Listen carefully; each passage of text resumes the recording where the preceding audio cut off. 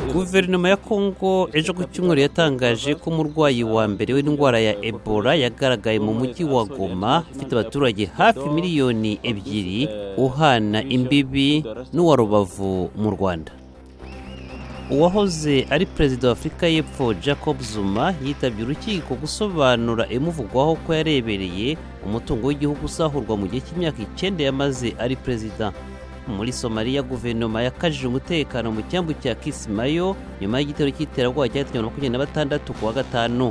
Umutwe wa Al-Shabaab waturikije bombe muri hoteli, abarwanyi bawo bahita bambikana n'abashinzwe umutekano mu gihe cy'amasaha arenga 10.